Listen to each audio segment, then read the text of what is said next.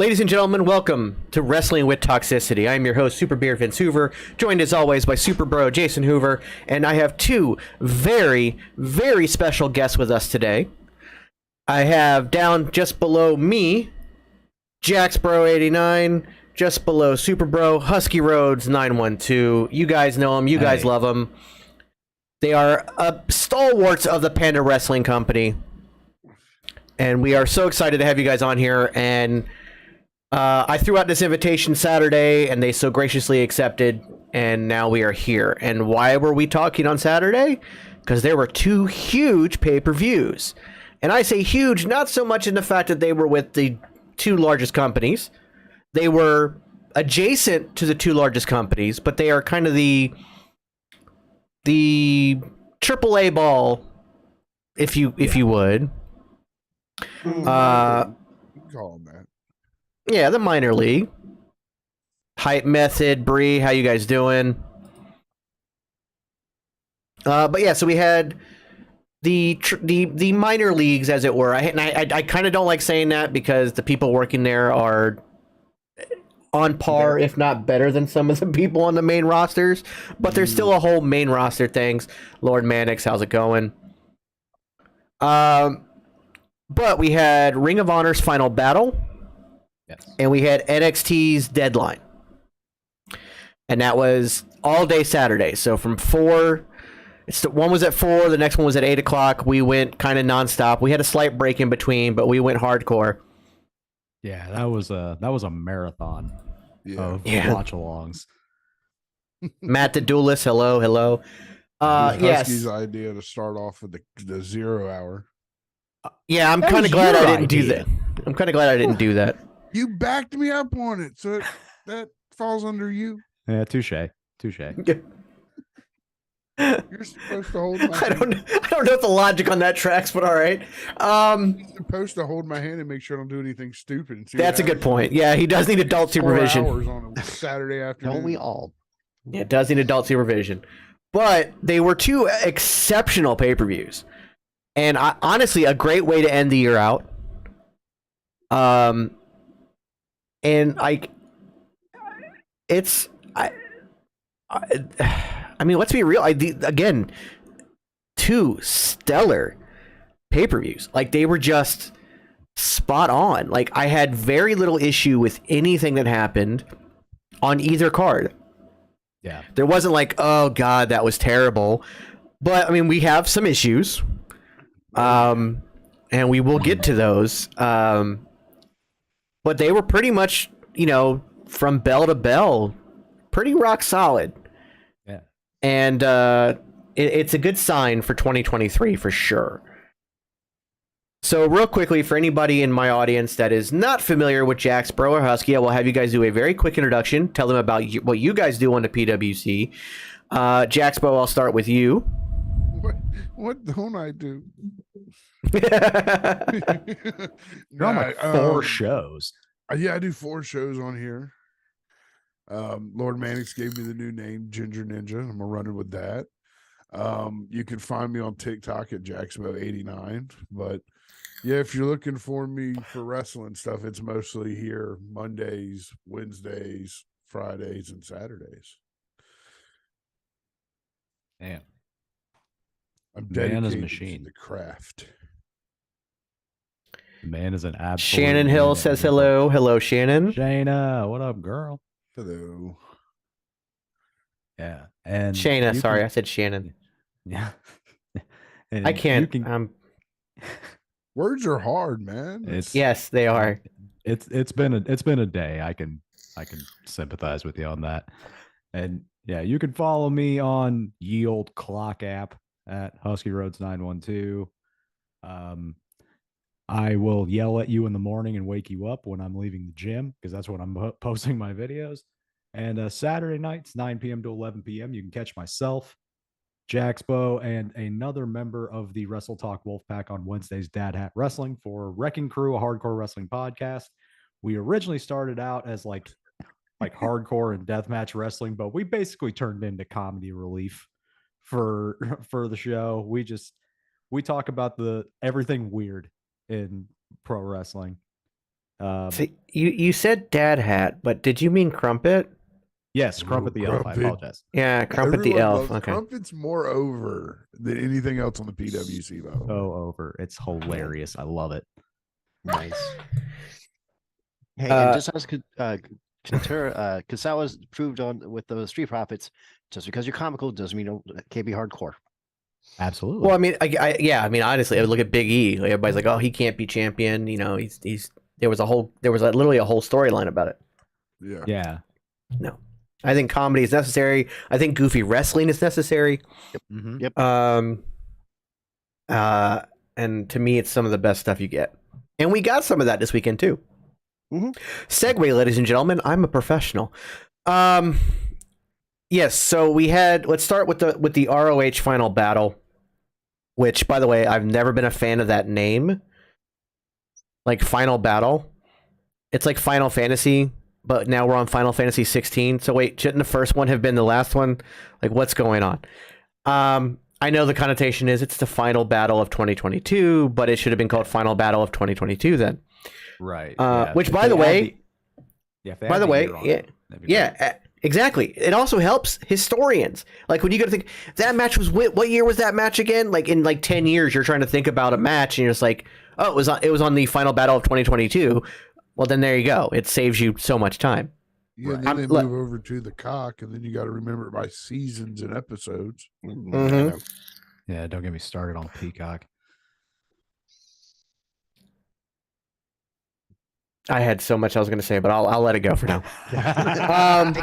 Thank you. This is wrestling with toxicity. This is wrestling with toxicity, trying to stop toxicity, not start it. Bring it in. Bring it in.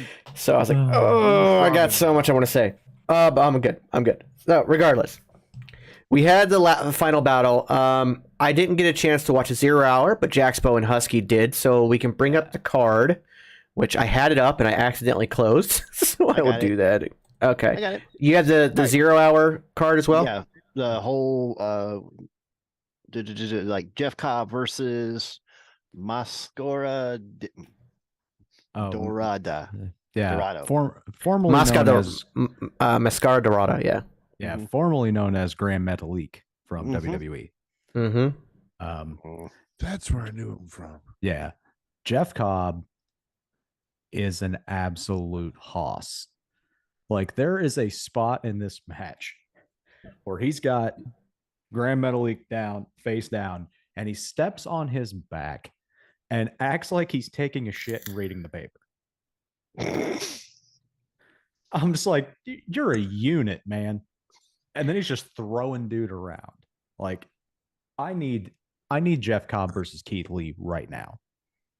The fact that Jeff Cobb moves like he does, like he makes Keith Lee look slow. Yeah. Like Jeff Cobb moves at like a speed unheard of for somebody of Grand Metalik's size, much less somebody his size.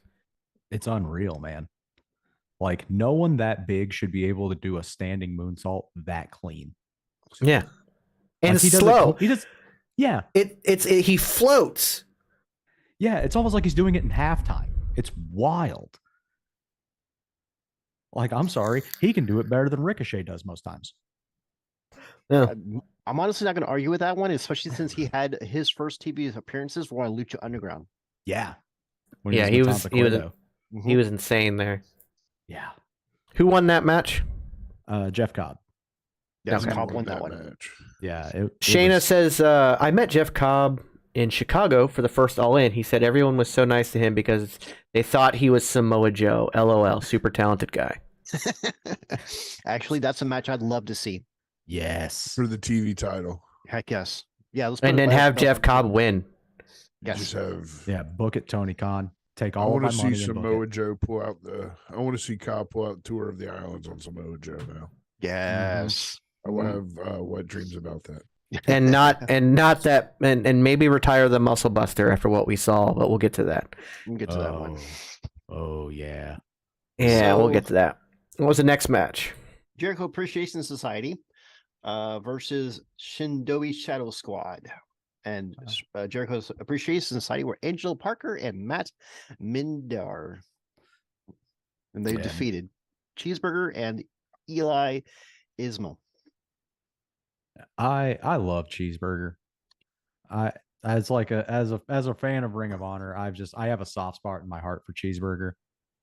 I think he's fantastic. And I mentioned it on the watch along we did. Matt Menard and Angelo Parker are two of the best doofus heels in wrestling today. I can't get through a Matt Menard promo without just dying laughing. I don't mean to interrupt you, Husky, but you mean sports entertainers. Sports entertainers. It's funny. It's crazy too because we all know them when they were on NXT, kind of how like the mainstream got to know them, and they were fantastic there. Mm-hmm. But if you look at them there, and you look at them now, Irish Neep says, "What's up? What's up, family? What's up to Irish Neep?" What's going on, buddy? But the fact that it's hard to look at, except for the fact that they have the same face. You're just like, they're two absolutely different. And to see them, their ability to reinvent themselves, to create new characters, they are phenomenal. Oh, 2.0 is great. This new, like, kind of like 1940s, 1950s style, like, wannabe mobster things they're playing. It's fantastic. Yeah, the fact that he calls himself Cool Hand Angelo Parker, like he's Paul Newman or something. It's amazing. I love it. It's all about some daddy magic. Mm-hmm. Yep. He's shit amazing. He does with his fucking pecs irritates me, but it's so mesmerizing. I can't look away. It irritates me. It irritates me, but it's mesmerizing. It's like Matt Taven. Well, it irritates me because I can't do it. That too. Yeah. That too. I've tried. I can't figure it out. I can't. Even when I was in my best shape, I never had that kind of control. And now that I just have, man titties, it's just not happening. But What you got your brother for? He just stands behind you, does it for you. Yeah. Just put some fishing line and just some fishing line, some tape. Listen, Star Wars was made with less than that, so there you go. Yeah. Yep. You're right. All right, so our next match is Willow Nightingale versus Trish Adora. Why is it? Let's click ignore things. Oh, but who won that match, by the way? Nightingale. Yeah, she as she should. She's getting a decent push, but I feel like Ring of Honor is probably where she's going to excel more. Yeah, I just feel like AEW still has a women's division problem, and I think that by putting some of the women on Ring of Honor 100% of the time, like Mercedes Martinez, like Athena, like Willow Nightingale, Kira Hogan, I think would be fantastic down there too. Yeah. I think that they would have the ability to shine, and I think that Ring of Honor, even though Tony Khan is owning it, I don't think he's booking it. I think there's somebody else booking it, and there is something in my eye. But I think somebody else is booking Ring of Honor, and it's kind of obvious. I don't know. After this pay-per-view, it kind of felt obvious that it wasn't booked by Tony Khan. Mm-hmm. It did not feel like it was booked by Tony Khan. And, PK, thanks for the share, man. Appreciate that. Yeah, so, I don't know. Willow Nightingale, I think, is a phenomenal talent that it's only up from here. Whether she stays in AEW, Ring of Honor, whatever, maybe she eventually makes the jump to WWE, or she goes anywhere else. She has a very, very, very right. Founding Brother says he said that Tony Khan said he was booking it, and he might have booked it, but it didn't feel like it. If he did, I think he had help. I do believe he had somebody in his ear. Jerry Lynn, Jerry Lynn, Christopher Daniels. Somebody was in his ear. Like this was not a solo Tony Khan booking at all. Because the fact that Ring of Honor has always been a promotion, and for anybody who remembers Ring of Honor back in the day, I used to work. I worked a few shows for Full Impact Pro, which is an offshoot of Ring of Honor back in the day. It was the southeastern territory for Ring of Honor kind of thing. But Ring of Honor was never big on like heavy storylines. It was really all about the in-ring product. Now, they had phenomenal ring psychology in the match, but it was more just about, you know, they didn't worry too much on promos. They didn't worry a ton on developing stories. It was more about just going out there and, you know, wrestling. It was Ring of Honor. Like, that was their whole premise. It was all done in the ring. AEW, my biggest issue with them from day one is that they're not great on storytelling, even in the ring. Like, their ring psychology is kind of not there. It's more of a high spot kind of fest. That we didn't get that. Just about every match had psychology. Now, there's a couple matches that the ring psychology kind of fell apart, but it was still there. And it really felt like this had a very classic Ring of Honor feel that I don't think Tony Khan gets or knows about.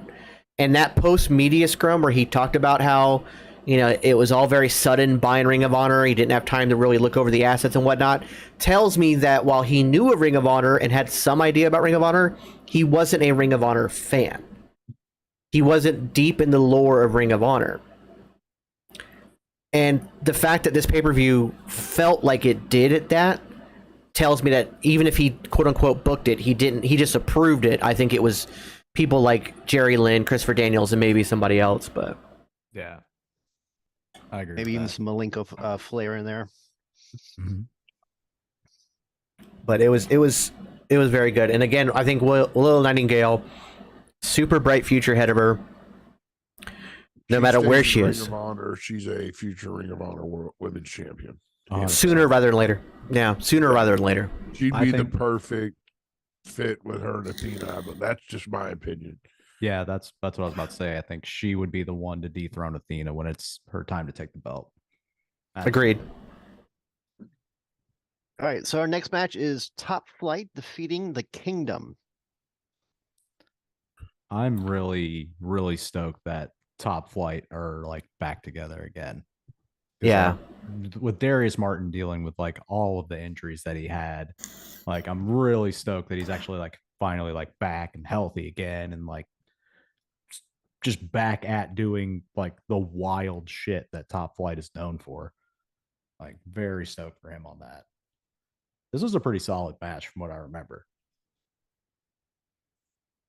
Yeah, I did. This was the only 0-hour match I watched. It was the final 0-hour match, I believe. Yes, it Yeah. was. And yeah, it was good, but it was. I'll be honest, like arguably the most, besides the dog collar match, which we'll get to later, the most sports entertainment match of the evening, with the way it finished, because they were disqualified, and then they just beat the living shit out of them afterwards. But it felt very like, I was like, it was very anti Ring of Honor, but purposely done. Like it was like those guys got suspended because of it, quote unquote. They got in work suspended because it was so anti Ring of Honor. Which, so again, there was a big there was a story there. There was psychology there. I appreciate that, but it was also just a fun match. It was very Lord Mannix brings up a point. Can we start making shirts that just say #Book Miro? yeah. Okay. Yeah, I agree we were with that. talking about that off air. Yeah. Yeah. And Nathan says maybe BJ Whitmer, which we were all kind of shocked to Yeah. see him as a judge. That So was awesome. maybe BJ Whitmer is kind of like the ghost booker, as it were, for Tony. That would actually make sense. The way that show was booked, yeah.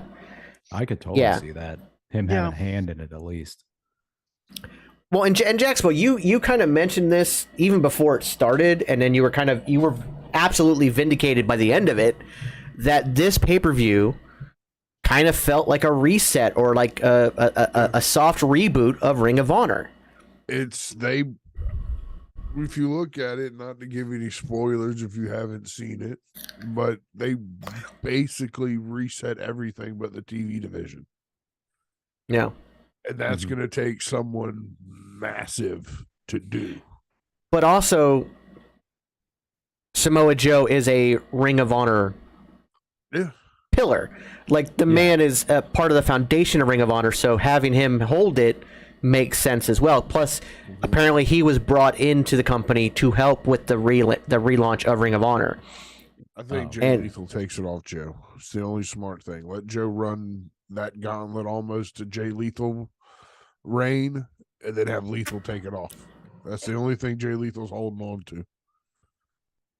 Yeah. I like that. I like that too. But the actual pay-per-view starts, and, you know, we talked about, you know, you don't want to give out spoilers, but it's going to be spoilers galore from here on out. So just be prepared. That is your warning, and if you don't like it, take it.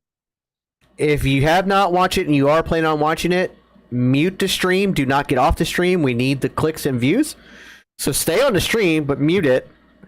And maybe don't read what comes up in chat, because they're going to spoil it as well. So maybe just like open up another window and look at something else, but leave it on. Because even if you are spoiled by it, still watch this pay-per-view. Yeah, nothing. We're never going to do it justice. We are never going to do any of this justice. You're going to need to go back and watch it. And I promise you, knowing the victor on most of these matches isn't going to affect how good the match is. In fact, I can't think of any match that by knowing the victor you've ruined it. Yeah. I think you're good. Because you can't see it, like, even knowing the victor, there's some matches that you didn't see. Like, I'll give you 3 matches that I didn't see the finish coming until the finish was there. And we all went, holy shit, that was the finish.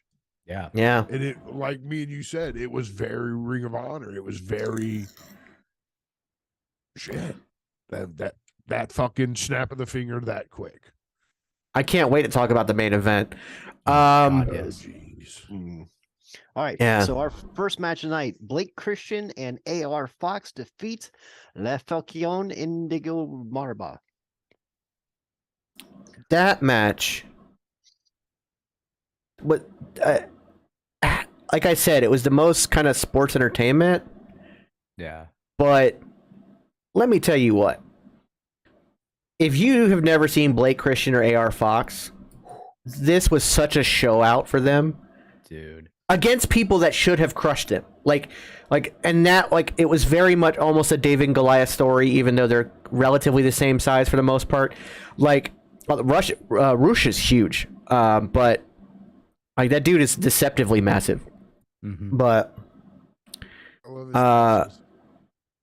yeah, we had a long discussion about the tassels. That's the kind of, like, your brother's never met me, and we were talking for a minute. That's the kind of shit that I look at when it comes to wrestling. Like, well, he's got some really cool fucking tassels. It's like him and Shane Douglas have like the best tassels. Oh, Shane Douglas had good tassels. Yes, he did. Yes, he did. Real quick, before we get off of that track, one of the things I kept talking about Saturday, and I want to bring this up because I literally just got a notification. I kept bringing up the Jacksepticeye Thanks Miss stream and how he was raising money for charity. Yeah. By the end of the night, they had raised $10 million. Holy shit! Yeah. And they're That's still amazing. they're still doing it. So again, and I'm gonna hopefully maybe before the New Year's we can do something as a PWC to help with the cause. Because Thankmas is for everybody to help raise money, but they've already raised them. They had somebody at the end of the night donate $3.7 million to get them to the $10 million mark. It was an anonymous donor. They did not say who it was, but it was a big deal. Like, Jack Black was there. Please go to Jacksepticeye's channel. It was a very long, it was an 8-hour stream, or it was a 10-hour stream. But they have it broken down into segments. So on his channel, you can find him and Jack Black playing Giant Jenga. And when I say giant Jenga, not the wood block Jenga you see at bars. These boxes, they were full on tree boxes, like Christmas tree boxes. It stood over 10 feet tall when it started. And they went 12 rounds. Oh my god. And Jack had to do it blindfolded half the time. Jacksepticeye, and then Jack Black had to do it with oven mitts on. Yeah, it was a whole thing. Please go watch that because it's fun. That's one of the greatest games of Jenga ever played in the history of mankind. But yes, they That's raised $10 million for World Central Kitchen. It was a very good thing. So very happy about that. And I wanted to bring that up because we did talk about that quite a bit during the Saturday watch along. Yeah. So Oh yeah. I just got the notification to remind me to bring that up. So yeah. Oh yeah. Nice. He's all fancy, got notifications and shit. I just go into shows going, what we're supposed to watch? True. Nice. But yeah, back to Blake Christian and AR Fox. First of all, I am so happy that AR Fox is on TV anywhere because he is too good and has been too good to not be on TV. Like, he has done some shit in the ring that has like blown my mind. Like every time he does that, like he'll do that dive where he's like his back is faced to you and then he jumps out and does like the inward front flip. Mhm. Every time I'm like he's gonna smoke himself on the apron of the ring. Every time it scares the shit out of me. And Blake Christian, like, I feel bad. I kind of feel bad for him for his NXT run. Like, he didn't really have long enough to have a chance there, really. But when he came back to the Indies and did like that like ongoing feud thing with Leo Rush and Game Changer, so good. Like that kid. Then he grew balls and called out John Moxley. Oh yeah. Yeah, he won a match, and then all of a sudden, it's like I'm feeling myself. Let me call out John Moxley and let him cut the top of my head off. He's done Warrior, like he's done a lot of shit since leaving NXT, and it's real cool to see him. Yeah, see him there. I mean, the match to me, and that I swear, like I got a bunch of shit for it in the Discord, or in one of my Discords, because I called it a Sin Cara mask. The fucking Well, I mean, it technically is. Yeah, it was a Sin Cara mask with slightly extra like flair, but like the thing is with those lucha masks, a lot of them are very similar in design. You know, it's just that's how it is. But Nathan has something to. I'm actually working on a music video with Blake Christian footage I filmed currently. Nice, very nice, nice. Keep us updated. Yeah, I definitely want to see that when you get done with it. Yes. All right. So after that match, we have Athena versus Mercedes Martinez. Oh my God. Yeah. That was a great match. My only issue with this match was that you had technically two heels. And at one point, Mercedes was really playing the heel, and then at another point, Athena was like, it was kind of like, and you can do heel versus heel. That's been done very well before, but this match didn't do that well because you didn't have, like, you had, when Mercedes was the heel, Athena was playing babyface instead of just playing another heel. And when Athena was heel, Mercedes was playing babyface instead of being another heel. So that felt a little weird. And the crowd never kind of accepted Athena as a heel, to be honest. No. They were hot for her. Yeah. They were on her side. When she won, that crowd went nuts for her. Honestly, I can see Athena. The crowd wants Athena to do a Becky Lynch the man thing. Yeah. But does Athena want to do that? I don't think so. So I think I do believe full heel. I think she really does. Like, if you've seen what she's been doing on Dark and Elevation, she absolutely, I feel, wants to go full heel. Yeah. And I think that's kind of like her plan. And so, but it was still a good match. Still a very good match. I love Mercedes Martinez. I do too. And I have to say, Athena probably has my favorite finish in pro wrestling. Yeah, the Eclipse. That thing is so crazy. devastating looking. And when she does it on the right person, it looks insane. Like, I remember in NXT, she did one to Peyton Royce, and the way she sold it was insane. Yeah. Like, she shot up and did like one of those like wacky inflatable tube man fucking gimmicks, just like and then it was like Razor Ramon selling the second stunner. Yeah, exactly. Like, it was just absolutely insane. Nathan mentions that during the press conference, she Athena referred to the wrestlers she beat up at AEW Dark as trash bag wrestlers. So yeah, she's a 1,000% she's a full-on heel. But I'm okay with that. Yeah, but the thing is, that leads back to what we've been talking about sometime in the past, is the fact whether or not the wrestler wants something, the crowd's going to go how the crowd's going to go. Right. You know, she may do all this stuff, but Well, I mean, look at Seth Rollins. Look at how over he is, and you know, but he's organically being turned into a face. Yeah. But he's still right now in this moment doing very heelish shit. Yep. It's the same with Sheamus. Sheamus was very organically turned into a face because the crowd just loved what he was doing. And the same thing can happen to Athena. Yeah, that's we're in the age now that it is for some reason cool to be the bad guy. Yeah. Well, to quote, It's the NWO all over again. right? But also to quote There you Triple go. H, it's much harder to make somebody hate you than it is to make somebody like you. Well, I disagree with that as somebody who did it. It was very easy being a heel and to be hated. But I think the real way to state that is it's easier to be a face and get over than it is to be a heel and get over. Because you can be hated, but you're not going to sell merch. Right. You're not going to put butts in seats. People are just there to see you get your ass beat. To be a heel and to be over, still be hated, still get booed. Like, look at Roman Reigns. The dude gets cheers all the time, but he also still gets boos. Same with Seth. You know, look at Jericho. Like, Jericho gets his ring entrance song sung every time. He's over as hell, and then they boo the shit out of him. Yep. Yeah, MJF has to downplay his talent to stay heel because he's so over. Thank you, Lord Mannix. Yep. Yeah, I think the real statement is, as a face, it's easier to get over than as a heel to get over. But yeah.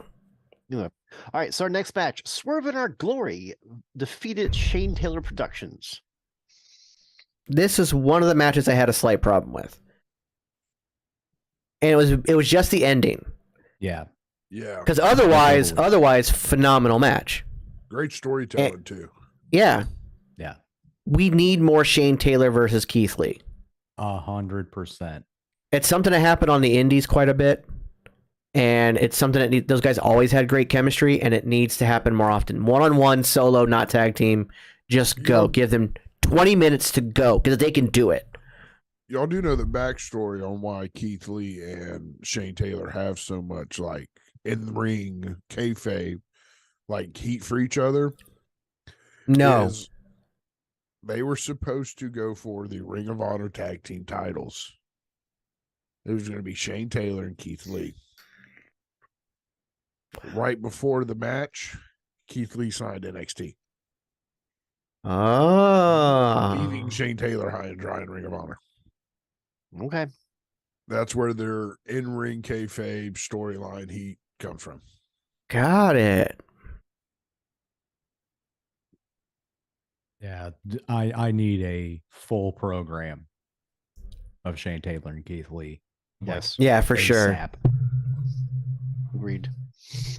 All right, next But match. hang on, hold on. All We're not right. going to the next match yet, because there's still a lot to talk about with this match. Not a problem.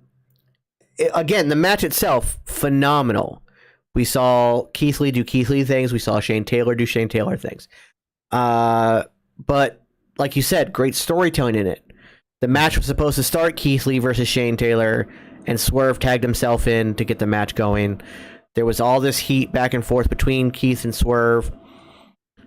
The ending, because at a point in the match, Keith Lee accidentally hit Swerve. Now, through all the time that Swerve in Our Glory has been together, all the way back to the Battle Royal where Swerve threw him out and then has accidentally hit him in a tag match. It's like, oh, hey, that was an accident. I didn't mean to. You know, the guy ducked. But Swerve was the hypocrite here and didn't take that. And he just walked out. Yeah. That's not the issue. That's the smart thing to do. It's similar to what happened with the Acclaimed match where Keith Lee walked out, Swerve gets beat. However, Keith Lee wins this match on his own. Yeah, which And that's weird. That's a real It also odd makes Shane Taylor Productions look weak as shit. I want That- Shane Taylor to win that so badly. He should have.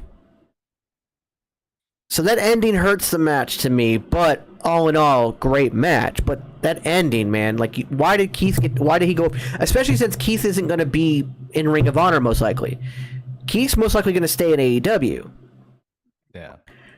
So why didn't Shane Taylor Productions get that win? With the obvious, it doesn't make Keith look weak when in a 2-1 situation he loses because his tag partner walked out. So, like, why are we not? So the ending I didn't understand, and that might have been one where Tony stepped in and said, no, he's got to win, because I don't think it would have been booked if, so that might have been proof that Tony did have some hand in the booking.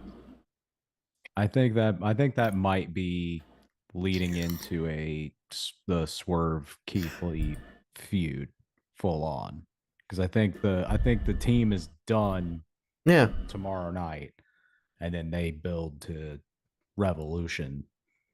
But again, Keith Lee's like, why would he feud with Swerve now? Like, what Swerve worked out of him, yes, that's true, but he still won the match, so he just proved to himself that, I don't even need you, so I'm done with you. I stepped up as a favor, even though you have turned this heel. You and I don't align, but you needed a tag partner. I stepped up, even though we shouldn't be friends. I stepped up for you. You walked out, but I still won the match, so I'm done with you. Like, so that's like, it hurts the story for that as well. Yeah, that's a good point. Shane Taylor should have got the win. Yeah. Exactly, 1,000%, 1,000%. I ride on my horse. No, you ain't All right, the only what- one on that horse.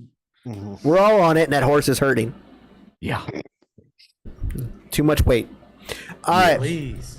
All right, so next we've got the Embassy beating the Embassy and the Gates of Agony, defeating Dalton Castle and the boys. Yeah, we had some technical issues trying to watch that match. Yeah. Okay. And unfortunately, we did miss the finish, and we had originally thought that Dalton Castle retained. And it's a shame that he didn't, because Dalton Castle is a National fucking treasure. he is a gift to pro wrestling. I say this, and I mean all the best intentions about it. Dalton Castle shall never, ever go to the WWE. Oh no, 100% agreed. They will ruin the character of Dalton Castle. I don't care who's in Absolutely. charge. They could I not don't- pull off the character. I don't know. I think Triple H would see what Dalton Castle does and appreciate it and let it be. My only condition there is that who does he feud with Very true. in WWE? But Dalton Castle as a character, his character, I think Triple H would see that and go, yeah, that works. You stay who you are. I can see Dalton Castle almost running NXT. He could feud with Cody Rhodes. They did that in Ring of Honor. Okay. You can also Yeah, maximum, true. he could make the maximum male models legit with his boys. The boys. Yeah. I love the boys. He could do something with Pretty Deadly too. Yeah. Oh, yeah. Have him. Husky 'cause pulling people- out the big guns. People are like throwing out this idea that like Tyler Breeze should come back to NXT and manage Pretty Deadly. I think Dalton Castle I agree.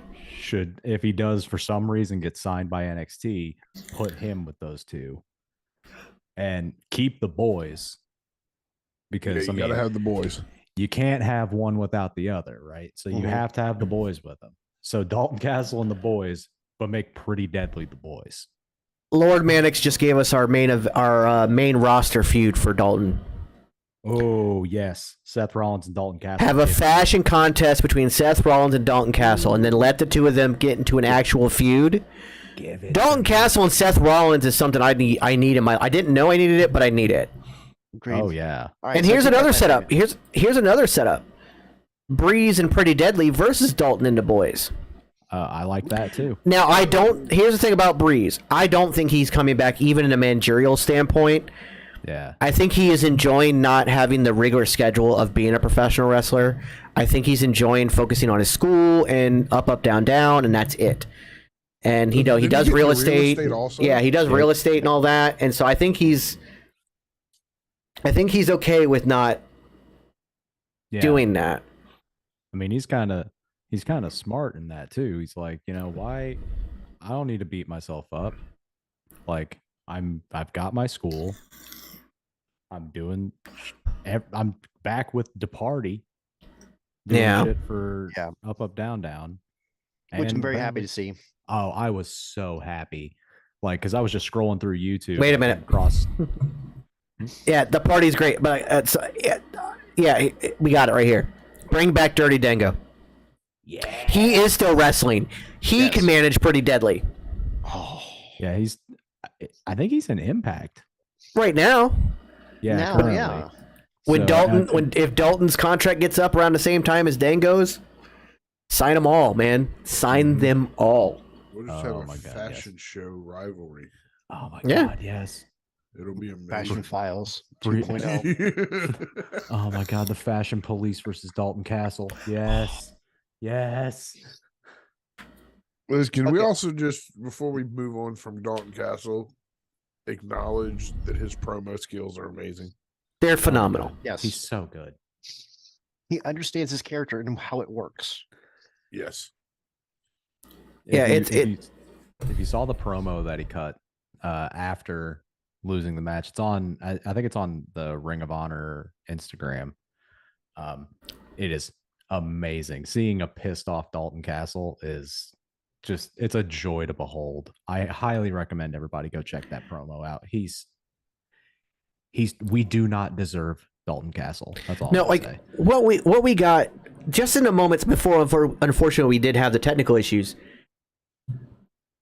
There was in the beginning part, Dalton gets in there and he kind of gets beat up real quick for a minute, and he gets pissed and he gets out of the ring. 2 full laps around the ring, hyping himself up, and the boys hyping him up, checking on him, and then he gets back in the ring and he kind of like almost hulks out for a second, and then gets beat up again. Like, it was just the absolute best. And we're saying all this.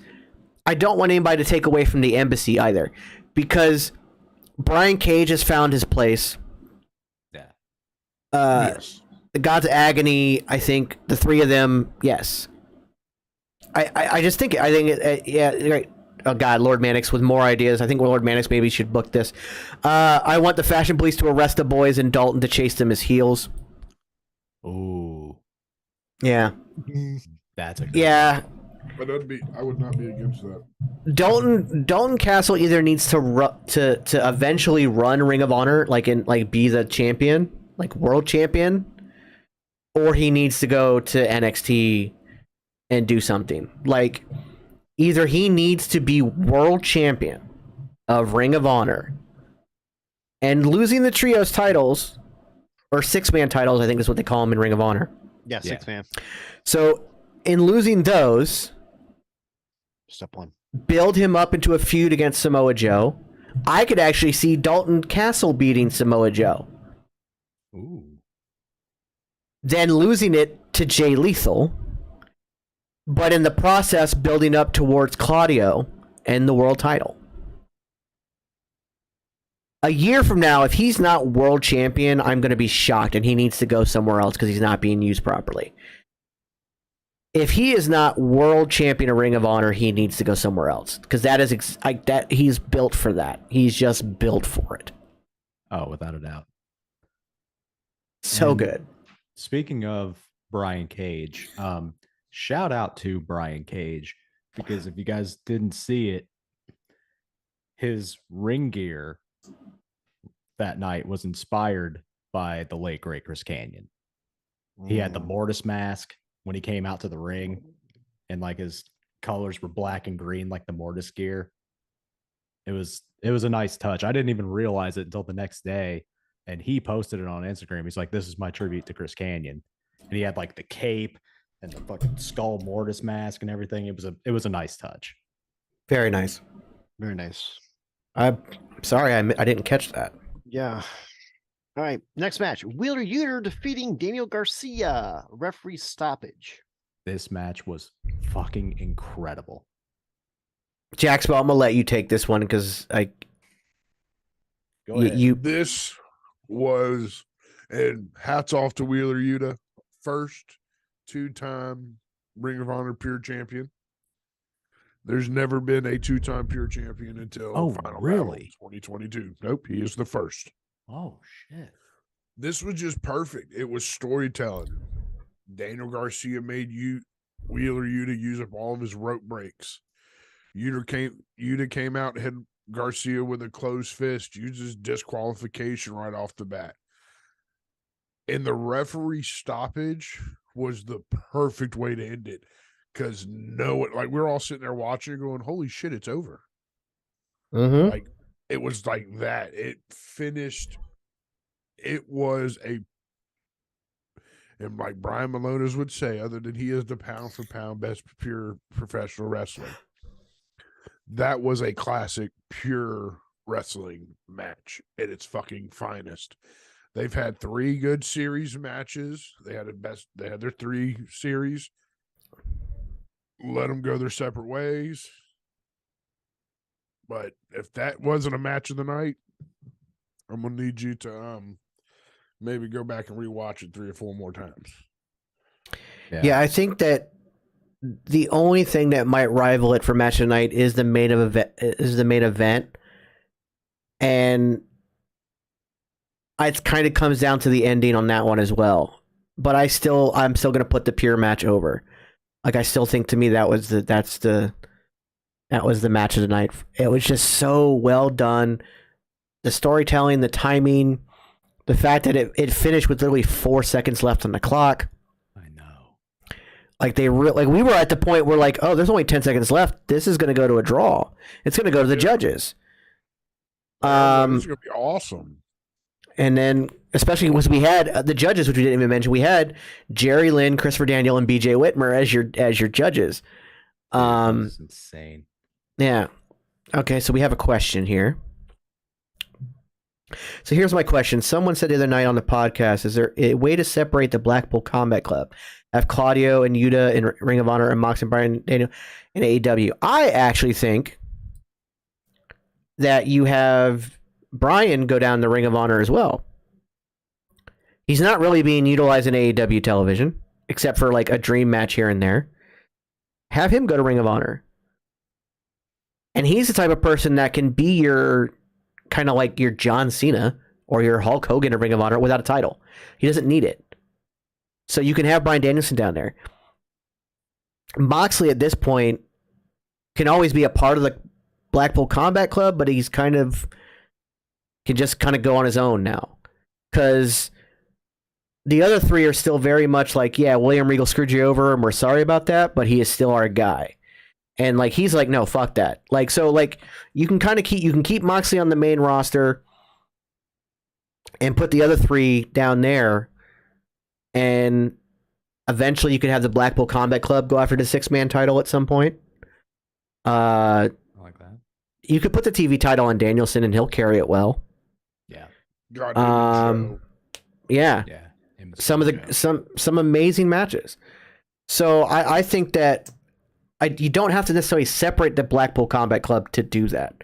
And if you want to keep Danielson on the main roster of AEW, it's fine. And you can still have the Blackpool Combat Club be a thing. You just have part of your factions on Ring of Honor, part of your factions in AEW. And the 2 promotions are so intertwined. Like, it's not like they're completely splitting the team up. So yeah, it's like it would be like if they took like the Bloodline, for example, in WWE. If they took like the Usos and put them solely on SmackDown and Roman and Solo on Raw, you're not splitting it up. You're just now over 2 different entities. You're spreading the love. Yeah, exactly. Ring of Honor should have a Bryan Danielson Open Challenge series. I'm absolutely 1,000% for that. Oh yeah. The winner gets a shot at the pure title. Yeah. I like Almost make Bryan Danielson a gatekeeper. Like you got to get through him to matter in Ring of Honor. So you got to get through this open challenge, and you don't have to win. When I say get through him, is you have to just prove yourself against him. Like, remember how Sami Zayn didn't beat John Cena, but he proved himself in those open challenges? Like, you don't have to win to prove yourself. So you can make him the gatekeeper of Ring of Honor in a sense that, you got to go through him. Almost like what Wheeler Yuta had to do. He had to bleed with him. Yep. Before he could roll with them. Yeah. Yeah. So he went through Mox, he went through Brian. Yeah. Like kind of the same thing. Yeah. As long as you have a great showing. Yeah. Then you're good to go. You take him to the limit. That's all that matters. It doesn't matter if you win or lose. Mm-hmm. And winning is just a cherry on top. Right.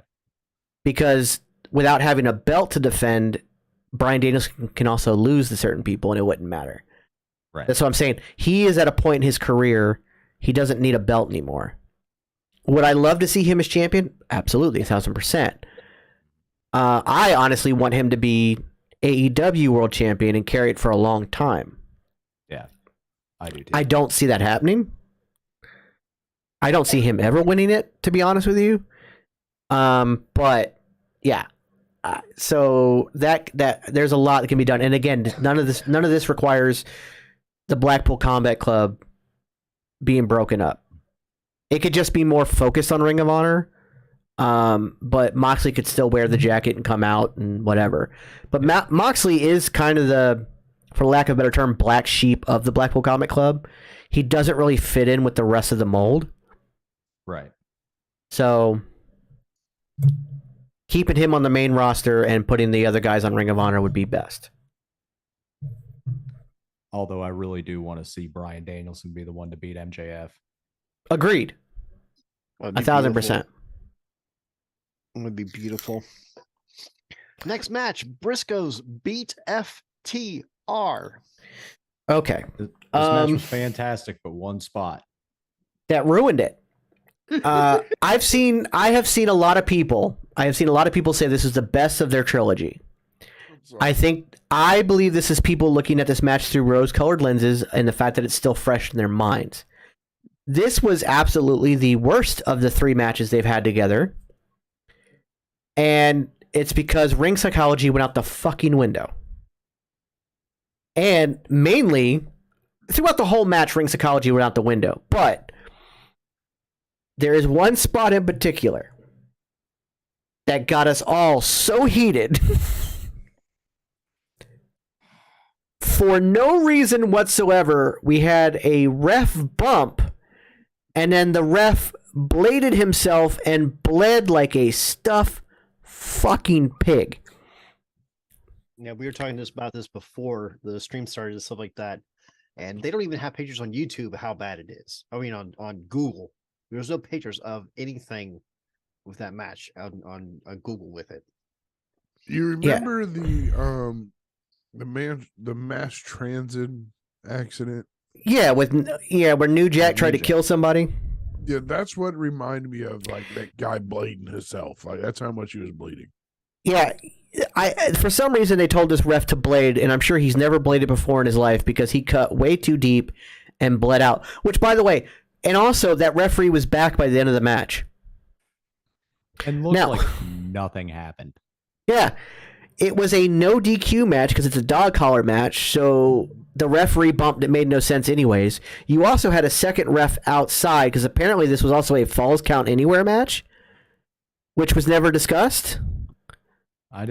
Is that a thing in dog count? No, it's not. It's not normal. It's not normally, no, but apparently this one was, which is why there was a ref outside, a second ref outside to make a count if there was a fall outside. Bree, you remember how we got? Jesus Christ, that ref bump. So I can understand pulling the ref in between you, like that was how it happened. He pulled the ref in between, and the ref took a shot.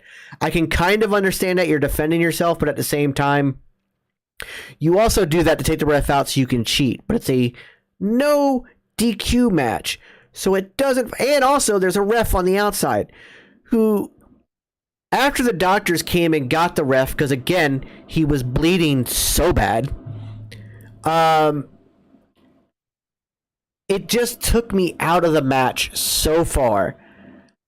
And then everything became blatantly obvious when things got missed, things got weird, the psychology was off. Every little thing became so prevalent at that point. I am so happy the Briscoes won. It makes perfect sense to put the Ring of Honor tag team titles back on them. But also the fact that FTR telegraphed that from the second they came out with their tights of having a finite date on their title reign right on their tights of 12/11/2021 to 12/10/2022 was stupid. Come to find out, there's rumors of reasons behind that, which we won't get into very much, but apparently FTR is eventually making their way back to WWE. But like, so it was telegraphed from the beginning, so you kind of felt like, yeah, of course. And by that point in the pay-per-view, we had already started to realize it felt like a reset, like JaxBo had said. It felt like a soft reboot of Ring of Honor and putting Ring of Honor guys over and getting it set up for what is the future of their television thing. Great ending, though. It had another great ending. I love the fact that it was by submission, or well, not really submission. He passed out, but yeah, I like that. And they did set up a feud for FTR afterwards when the Ass Boys came out and attacked them, but even that was dumb. That felt weird. You had the Briscoes run back in after the Ass Boys had already left the ring. And then they did like a 4-man ring, and that's when the other ref that had bled himself out was back, and I don't know. There was a lot to that match that didn't really work. So the question is asked. So with FTR losing, do you think they'll push them harder in AEW to win the tag titles? Because I think they deserve the AEW titles. I would have said that until I found out that they're apparently working towards ending their contract with AAA and dropping the titles in April and then going back to WWE. And I think it's because of all the shit that's been going on in AEW and the fact that they've been number one contenders for 6 months, if not longer. And they've gotten one match and it was tainted in that. Mm-hmm. Yeah. And like, it took forever to get that match and they've not gotten a proper title match. Yeah, it's Dad Hat's here. Yay, Crumpet. Woo. yeah. Crumpet DF. And before we go any further, I saw a thing in the chat. Nathan, yes, I want Eddie Kingston with that belt too. But anyway, back to this fucking dog collar match. Eddie Kingston, Samoa Joe. Give it to me. Ooh, I prefer that over the MJF one. But yeah, this dog collar match was it definitely hits the bottom of the trilogy for me because it fell apart and it almost felt like after that ref bump it just became a spot fest. And dog collar matches, yes, they're brutal, but they're, if done right, have some of the best ring psychology. But that all went out the window. I don't know. Right. This match also falls under what we were talking about prior to going live and stuff like that, is the fact that in AEW, the blood has become, it flows too much now. It almost feels like it's like, oh, he's bleeding, must be another Moxley match, or stuff like that. Whereas in WWE, it is still, holy crap, he's bleeding. It's a law of diminishing returns. Yep. The fact that there's blood every single Dynamite and damn near every single Rampage, when it happens on a pay-per-view, you don't care. Yeah, you don't. So like, I remember like within the first 30 seconds, I think it was Mark was bleeding already. Yeah. Mark was bleeding within the first 30 seconds, and I'm like, okay, all right. Bleeding during his entrance, probably. Yeah, right. I was like, all right. And that's the thing, and whether it was on purpose or an accident like that, if you show law of diminishing returns, it's like, okay, this match is going to suck. It just immediately, like, yeah, you immediately just like, all right, more blood. Like, Yeah. but that's a match that should have blood. It's a dog collar match, and it's the Briscoes and FTR in a dog collar match. There should be blood, but the blood means nothing in that company. And that's the thing with, I think with Ring of Honor, and I think with them getting, like I said, they're working towards a TV deal. They're going back to Honor Club. Ring of Honor didn't do blood often. No. Except for in really big matches. I think with Ring of Honor, at least on their product, we will not have people bleeding every single TV taping. Right. I think it will go back to just pay-per-views, and even on pay-per-views, it will be very specific matches and not every single pay-per-view. So I think that Ring of Honor, I think will fix that problem. Well, I mean, in Ring of Honor, it was the hard way. You didn't exactly. Yeah. You didn't nick yourself in Ring. Very of Honor. rarely was there actual blading in Ring of Honor, and I mean, the Briscoes will probably bleed quite a bit because that's what they do. But Right. in Ring of Honor, they didn't bleed much. It was rare. Yeah, it was only for like the big feuds. Oh, yeah. Like the send off match was like when they Hey, D, thank you. Yeah. Hey, D. As me and you, Vince, have talked about before, AEW and now in turn a Ring of Honor need to take what they have behind the scenes and give the three. They had 4, now it's down to 3 people that could actually sit down and go, "Hey, Tony, let's do this. Let's book the show this way and get you your money's worth. You know, let's not take a bunch of toy soldiers. Hey, let's go." You know, which is what AEW felt like. I feel like if Tony does try to book a Ring of Honor on a weekly basis when they get their TV deal, he will get burnt out so quickly. So I have a feeling that he won't be booking Ring of Honor when it goes to that route. He will have somebody else. And he's got Christopher Daniels, he's got Jerry Lynn, he's got BJ Whitmer, he's got Bryan Danielson. He's got Maria Kanellis for the ladies. Mm-hmm. Well, I think Jerry Lynn works well with the ladies. I think Jerry Lynn has been as a producer, has produced some of the best women's matches in the last 10 years. And I'm not arguing that. He but he's produced got that lights plenty out help. match. Yes. Yeah. You know, he's got plenty of people that can do the job. He just needs to, like, here's the reins, you know, just loosen them up enough so people can actually help him. You know? He needs to stop micromanaging. Thank you. Yep. Samoa Joe's another one. Yes. Yeah. When it boils down to the end of the day, the reason why the WWE and Vince was so successful is because he took opinions and suggestions from other people. He didn't do it himself. Some of the biggest matches we have weren't even his fucking ideas. Nope. Right. This is a great idea too. We need Finley and AEW to help with the women. I agree. Oh, yes. I think Finley there would be great. But the thing is, like, I remember when I was doing dark matches for TNA, one of the things that Jeff Jarrett did so well as a booker, and especially when it came to the X Division, he wasn't an X Division wrestler. And he understood that. Mm-hmm. So all he did was green light what the producers did. Like, he took their word when they came up with an idea, and he just greenlit it. He didn't like, "Oh, that doesn't work for me," or I would do this. He was like, okay. I don't do that. And Tony doesn't do any of this. Never has, never will. Right. He needs to, again, stop playing with his action figures and start letting the real people book it.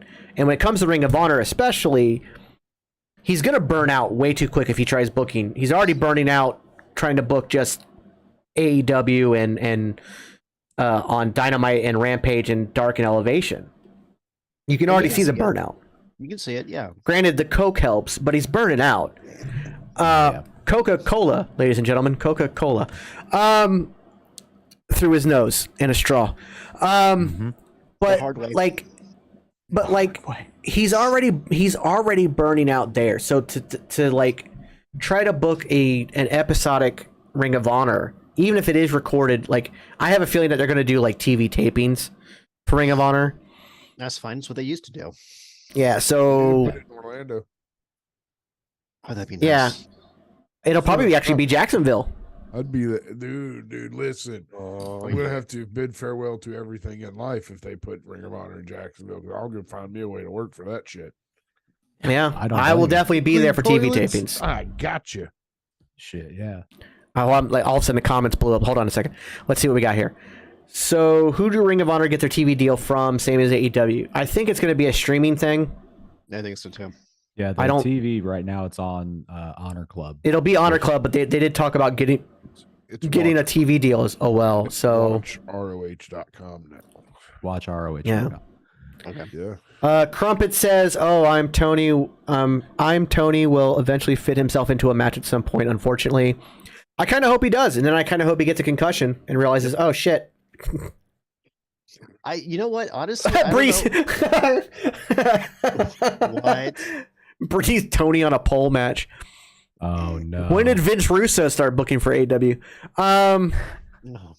I want to say, I mean, I don't know for a fact stuff like that, but I think I might have more in-ring experience than Tony. You do. At this point, I really think that AEW needs a trainer to polish talent more for TV level wrestling. Dad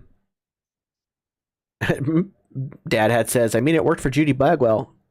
Wait, when did we find out we knew nothing about wrestling? We don't watch wrestling, right? All right. Regardless. Yeah. Discord. All right. Anyways. Let's see. Next match. Let's see. When you're ready. You ready? That's probably what's going to happen. Tony Khan will probably have it in Jacksonville because that's really the only place he can do it for almost nothing. Yeah, the fact that his dad pretty much owns the whole city. Yeah. Not the whole city. I said pretty much. That's First Baptist Church that owns the whole city. Oh yeah. Mm. And There I'm was sure songs written about I'm that. sure the Khans have a little bit into that. Don't worry about that. They have the facilities over there downtown to hold a TV taping weekly. Yeah. Yeah. And They It got would daily stuff. actually, I believe it would draw. You would get your regulars. You would build a small fan base that people would come from Oh, for sure. close by. And Yeah. honestly, if he did it right, it would remind me of the old school, FCW NXT days and stuff like that. When they had this is your Right. local crowd, and they knew the wrestlers personally, Right. which Yeah. is what always was awesome to me with Ring of Honor. Yeah, and I can tell you from experience, like I said, Full Impact Pro shows sold out every time. When 1,000 independent shows were running, many of them on the same day, Full Impact Pro shows sold out every time. And it was because it was a Ring of Honor presence in Florida. And Ring of Honor was looked at as this, yes, as an indie, but as like the closest thing you're going to get to WWE level shit. And I don't think that moniker has been lost. I think Ring of Honor still holds that kind of ambiance to their name. And I think that, I don't think ambiance is the right word, but it'll go, it sounds good. Prestige to the name. Let's say that. Yeah. And I think that by doing so and then having a place to do these TV, and you record 4 or 5 episodes, maybe 6 per taping, you can sell that out in a heartbeat. You're going to get, 6-7 hours of wrestling to watch while, with some of these great names, and you're going to be on the inside because you were there for the TV taping, So yeah, mystique's another good word. So yeah. So, okay, so we had, and then as much as so we talked about the FTR Briscoes match and we had our issues with it, but still brutal match, right? Big match. Yeah, Anybody yes. who had to follow that was kind of fighting an uphill battle. And who had the uphill battle, Jason? Jesus.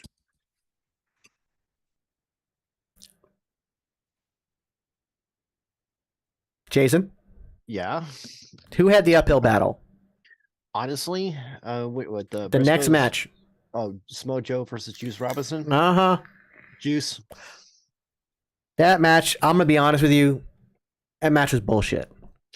I'm actually a personal fan of Juice. Juice and I actually had several conversations back at FCW and stuff like that about what he was doing and how his gimmick was working and stuff like that. And he's a really good person. But this match, It's not his. It's not his fault. Yeah, it's not. He basically got jobbed out. Yeah. Let's be real. So He got some offense in, but not enough to justify the length of the match. And then to top it all off, that muscle buster at the end was the absolute worst muscle buster I've ever seen. And this is including the one that almost ended. There was the muscle buster that almost ended somebody's career. Yeah. Like this was this is the one match of the night that is like this was a downturn for me. 13 minutes and 40 seconds long. 13 minutes and 40 seconds for nothing. The crowd. 13 minutes and 10 seconds too long. Yeah. If you're gonna job out Juice, you might as well have Samoa Joe squash him real quick. Yeah. And just prove his dominance. But he was dominant through 90% of that match. It made Juice look worse. You have Juice run in, try to do like a hot, like big move. Samoa Joe just catches him in the Kahina clutch and chokes him out right there immediately. Yeah. That'd have been great. Give him the Taz treatment. Yeah, and it would have worked for after because the crowd was still trying to come down from what they saw out of that dog collar match. Yeah. Right. The brutality and the insanity of that. They were still trying to come down from that. The crowd was dead. Personally, if they're going to do that to Juice, then they should have put Juice versus Samoa Joe on before the dog collar match. Oh, absolutely. Yeah, and give them 15 minutes to let them, but also don't make it to where it's a 90-10 split. Yep. I never once believed that Juice had any kind of chance at all whatsoever to win that title. After the first 30 seconds, it was announced. Yeah, even then. But even then, I'm like, well, you know what, though? Juice has really been building himself up. He's part of the Bullet Club now. Yep. He could be a viable candidate. Yep. Yeah. But after 30 seconds into that match, I'm like, oh, no, he's done. Yep. And then we had 13 more minutes of that. Insane. Yeah, that match did not work. It just didn't work. And then to top it off on coming off of that dog collar match. Mm-hmm. Yeah, it's. There was one match that had to like suffer because it had to follow that dog collar match, and sadly, it just happened to be Samoa Joe and Juice. But here's the thing: I don't think Claudio Castagnoli versus Chris Jericho would have suffered as much. I was about to say the exact same thing. You could have had the FTR Briscoe match as the co-main event, and then had the main event for the title, and it wouldn't have suffered one bit. Because that main event, which we'll get to, was honestly, if they would have cut 10 minutes off the Joe versus Juice match and given it to the Embassy versus Dalton and the boys, because that match, Embassy versus Dalton, was only 10 minutes and 5 seconds long. A 6-man match should have been longer. Yeah, they can give them more time. Tag team matches, in my opinion, need to be at least a minimum of 15 minutes long. If you're going to do 6-man tags, go 20. Then give enough time to showcase everybody. Right. If you add a man, add 5. Personal opinion, but for timing wise, I like that. Yeah, I agree with that. Absolutely. So the question is asked, why not end the show with the tag match? It is the world tag title. And I can understand that, except for everything that has been built up to this world title match and what Chris Jericho has done, where he has gone through a lineage of former champions and crushed them and beaten them. And he has tried so hard to bury Ring of Honor. That had to be your main event. You had to, because honestly, FTR versus the Briscoes couldn't follow Jericho versus Claudio the same way that Jericho versus Claudio could follow FTR versus the Briscoes. The Jericho Claudio needed to go last because it was built as bringing honor back to Ring of Honor. Yeah, exactly. Yeah. That's what I mean. Story would not have let it go anywhere other than last. Yep. Yeah, I agree. Claudio Castagnoli was basically trying to save the honor of Ring of Honor. He was trying to save the whole company. Right. Yeah. And from Chris Jericho, a sports entertainer. And so there's nowhere else this goes. I'm going to be honest. I understand why it was on the pay-per-view, but I kind of would have preferred to have had the Juice. If you'd have put the Juice Robinson Samoa Joe match on Rampage, Pre-show. then take, or maybe the pre-show, maybe 0 hour, Yeah. No, and then quick- take that 13 minutes and take like 8 of it and give it to the 6-man tag, and take the rest of it and give it to Claudio and Castagnoli, Claudio Castagnoli and Jericho. That'd have been fantastic. That'd have been the best way to do it, because again, that main event absolutely could have followed followed FTR versus the Briscoes, no problem whatsoever. Mhm. Yeah, it would have been a good. I think it would have been a good transition into it. Yeah, absolutely. Speaking of Claudio versus Jericho, that's our last match of the evening for this card. And the biggest thing I've been hearing people out is going, why did Jericho tap out to the swing? Why did Jericho tap out to the swing? The swing's not a finisher. Why is Jericho tapping out? I can explain that in a heart. That's very easy to explain.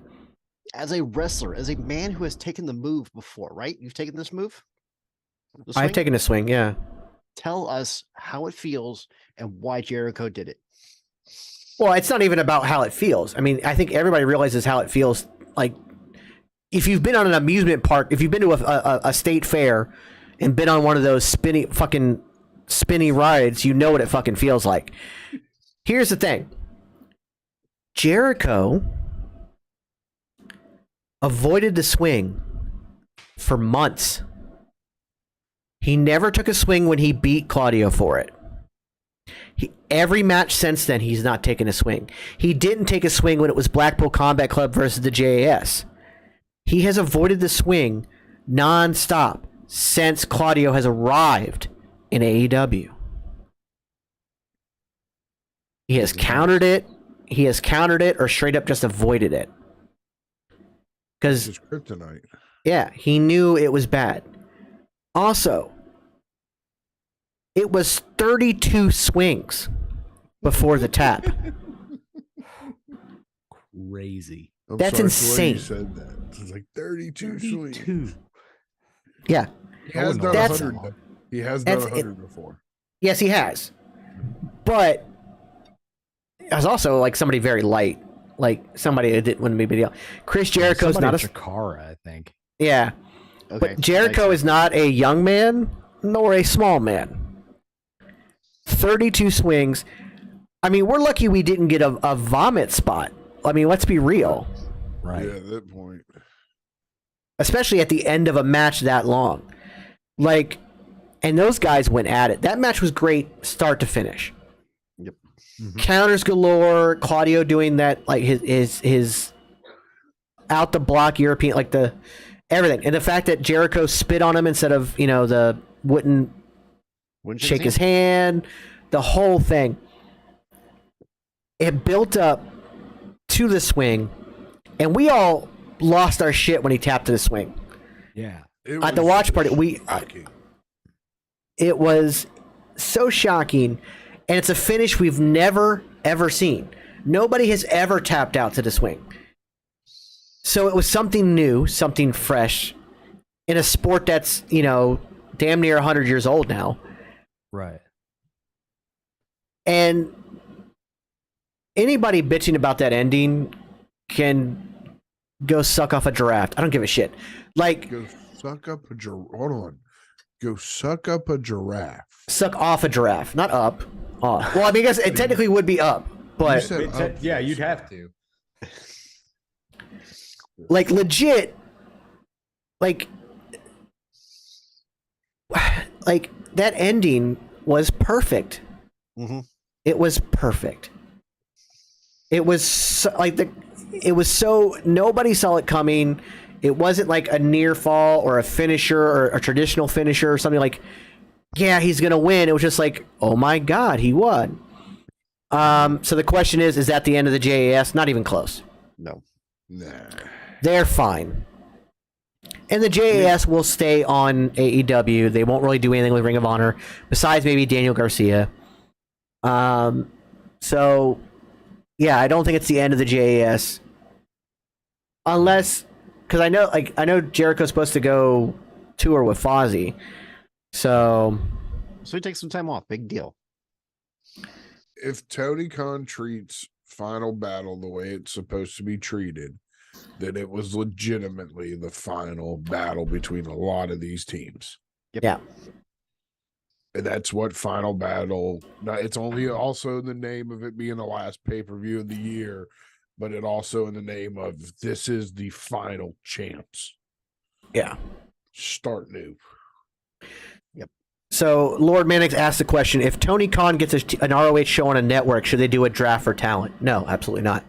No. I don't think they need a draft at all. I think they have their Ring of Honor talent. I think they have the right people to bring down there, and you can just move the talent to Ring of Honor. And every now and then they can come on AEW. Every now and then AEW talent can go to Ring of Honor. Kind of like what's going on in NXT. Speaking of NXT, slowly bring back Future Honor. Yeah, exactly. But speaking of NXT, as we only have 40 minutes left to get through this pay-per-view. This was a little bit shorter, though. This was a shorter. NXT had Deadline, and we had main roster people on that show, and we will get to that match because that was a very interesting finish that not a lot of us really saw. Some people kind of predicted it, but at the same time, we still were like, really? Wow. But I'm okay with it. Well, we'll get there. So let's start with the opener. All right. So the opener is the Women's Iron Survivor Challenge. Roxanne Perez wins versus Tony Stark versus Cora Jade versus Kent James and Indy Hartwell. Now, Vince and I usually do predictions and stuff like that. We didn't do one because technical issues and stuff like that. And we both thought Indy Hartwell was going to win this one. Give her some time and space in the sun and stuff like that. Mm-hmm. But watching the match, because I watched the whole thing twice. I wanted to make sure my opinions were right and stuff like that. Seeing Roxanne Perez actually go through the stuff and stuff like that she went through and getting caught up in storylines and stuff like that, it makes more sense for Roxanne Perez to actually win this one. It was a good match.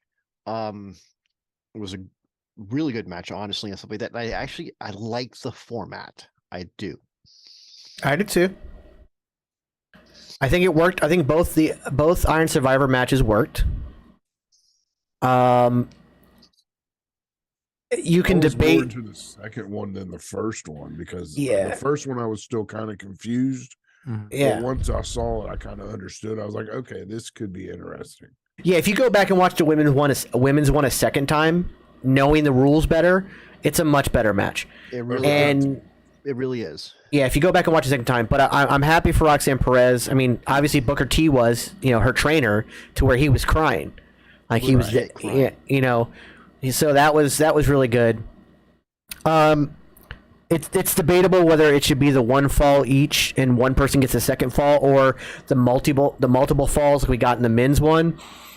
I think there's merit to both. I need to see another one. I see another version. Yeah, I think doing it again and seeing. I think maybe next time the women get like a bunch of falls because there's storytelling like we saw in the men's one of having multiple falls, like the people in the penalty box and all that stuff. Like so, I think it worked. No, anything else add? I mean, I agree to all sentiments really. Like, I do want to see another one. Mm-hmm. I think they were still kind of like working out. Yeah, the flow of it, and everything. Yeah, right, exactly. The men's one, we'll get there. Those dudes, we'll get there. Those dudes were going crazy. And I think part of that is that the women kind of had the short end of the stick there, like having to go first, like. And the men were able to watch that and be like, okay, we can work, let's tweak this, let's do that. Like, so they were still obviously working their match out, I think, to the very last second. Mm-hmm. That was prevalent when you saw that. Like, okay, there's a better flow here, so they saw what to do, what not to do. But the women still, for this being the first ever one seen, I think it went very well. What was the next match? Real quick, I want to say, yeah, we all said we all kind of felt Indy Hartwell might win, but I also feel like maybe this is her kind of like send off or coming up to send off to go to the main roster. I could see that. So that could be. Okay, so what was next? Dawn versus Fire. Dawn beat Fire. Did not like the ending of this match. Yeah, with the ref. Supernatural BS. Yeah, that was weird. I like goofy wrestling. I liked it. Goofy. I liked it. To me, that was a better ref spot than the fucking blading in the goddamn dog collar match. Well, I mean, at least That made fucking sense. yeah, that made sense. That made It made sense. because she's spooky and whatnot, so it made sense. Yeah, it made sense. It made sense for the characters. It made sense for the thing. Like, it made sense for everything. If you follow the story of how those two came to get to this match, it made sense. There was build up to it, and you had that kind of and WWE is going to have more of that kind of supernatural stuff. We've seen it before. We'll see it from time to time again. We're seeing it right now with Alexa Bliss. What's going on with Alexa Bliss is Stockholm syndrome. It is not supernatural ookie shit. You don't know that. I'm hoping. I'm not. She literally just did an interview where she said she wanted it to go darker and creepier. But you don't need supernatural with that. Why not? Why can't you? There's nothing wrong with that. Bray Wyatt is talking to him fucking self. He's talking to himself. Uncle Howdy is Bray Wyatt. That is Bray Wyatt's voice 1,000%. He's talking to him fucking self. He's being controlled by himself. It's like Moon Knight. It's DID and like outer worldly shit. Like, it fucking works. I'm okay with it. No, I'm not okay with Miz being eaten by zombies because that was fucking stupid. That was dumb. But like, That was so dumb. that was so dumb. And that was all just because the only reason it happened was because of a movie tie-in to a shitty movie. Yeah. And it was the first time Miz got hurt on the main roster too. Yeah. Yeah. Ever. How So do you like, get hurt by being attacked by zombies? because most of them were just hired hands and didn't know what the fuck they were doing. Yep. That's why. But like the supernatural stuff in that match, the supernatural stuff with Bray Wyatt, I don't have an issue with that at all. And I think that a lot of people are jumping on the bandwagon that it sucks. I'm not saying anybody else here is, but there's a lot of people jumping on that bandwagon because that vocal toxic minority who wants to hate on goofy wrestling jump on that. I think it works. I think that Vince McMahon didn't handle it well enough with Bray Wyatt, but I think Bray Wyatt is smart enough to make it work. The Funhouse worked great. The Fiend worked fantastic, but he was supernatural. Like, it worked. They didn't handle the Alexa Bliss edition correctly, but it could have worked. Things work. It's the supernatural shit can work. It worked for The Undertaker for 30 fucking years. Yes. Yes. Kane shoots lightning from his hands. Perfect example. I'm just that ending to that match reminded me of some Papa Shango Ultimate Warrior BS stuff. I'm sorry, that was Ultimate Warrior's greatest story ever. Yeah, because Papa Shango carried him. Yeah. I remember watching as a kid when Ultimate Warrior was vomiting up shit and being genuinely scared. And don't forget, WWE is an all ages show. Their main demographic are children. Mm-hmm. Yes, NXT does cater more to the 18 to 49. But guess who still loves that supernatural shit? It works. And that crowd fucking popped. I'm sorry. That crowd popped because they got the story. They are diehard fans who understand what was going on in that story, and it fucking worked. Honestly, watching that match back, those two could have gone up to the main roster. I'm surprised Alba Fire has not gone to the main roster. Yeah, me and you both in on that one. Yeah. I mean, she was NXT UK Women's Champion for how long? The longest reigning. Yeah. Yeah. I'm She kind of could have surprised. She could have easily bypassed NXT and went straight to the main roster. I wonder if this was her choice to stay at NXT. Maybe. I mean, Yeah. would it be a bad choice? No. No, it's not a bad choice. She's doing great there. I mean, her and Mandy Rose, that match was good. It was really good. Very good. Very good. But All right, what was next? next is the surprise of the night: New Day versus Pretty Deadly. Yeah, holy shit. First off, again, goofy fucking wrestling. I fucking love it. The twerk off in the beginning. The 4-way Eddie Guerrero belt spot. Yep. That, like, Melissa, my wife actually asked me about that, asked me why I was laughing so hard about that, and I had to explain to her. Why? And it Because was you're still- laughing. I'm laughing my butt off. Oh, fuck that. It was so good. It was just pure. But then, like, the actual wrestling was phenomenal. Yep. Those guys had a great fucking match. Yep. And again, surprise of the night: the New Day are the new NXT Tag Team Champions. Triple crown. They're the first. Kofi Kingston, I believe, is the first dual Triple Crown champion, Yes. singles and tag in Yeah. WWE. Damn. Fantastic. And I found out something really funny about Pretty Deadly. You know how when they in their entrance, how they're like they get up on the ropes and their hair's blowing back. Yeah. Shout out to Nico Extra on TikTok. He posted a video of it. It's two dudes with leaf blowers Oh, that's awesome. that are blowing their hair. I'm like, that's fucking funny. That's amazing. So funny. Kind of the thing is, their whole entrance reminds me of like the old school John Morrison, Yeah. Eminem Yeah. type stuff. Eminem So, stuff types. Yeah. Yeah. I don't know what else to say about that match except for the fact that it is a first off, Pretty Deadly, to me, even though they lost, cemented themselves as a phenomenal tag team. Yep. With a They were bright good future. loss. Yeah, Yeah. they have a bright future ahead of them, and I'm so excited for them. And then the New Day, just again breaking records and changing history, and just it's going to be very interesting to see where this goes. Yeah. Yep. I mean, do they bring the belts to SmackDown? No, I think they stay off the main roster for a while.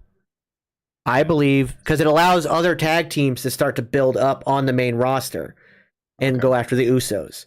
So I'm very excited for the possibilities here. Yes. Are you very? Would you say you're very oozy for the possibilities? I'm extremely oozy for the possibilities. Okay. Ah, Good, oozy. Good. So, very good. I'm here to ask the hard questions, ladies and gentlemen. Yeah. And we appreciate you doing that, Ninja. Yeah. All right. So yeah, that match. Like again, that's a match. It's kind of hard to even talk about. You have to go watch it. And in my opinion, that's one of those matches. If someone tells me, okay, what do you think wrestling should be like? Give me the best case scenario, worst case scenario. This is one of my best case scenarios of what wrestling should be like. It's funny, it's impactful, it's full of skill and style. I think honestly, if I would tell somebody, and just from Saturday alone, if I was to try to introduce somebody to wrestling, it's like, what do you get out of wrestling? What should I watch? I'm gonna take the Jericho Claudio match Mhm. and the New Day versus Pretty Deadly.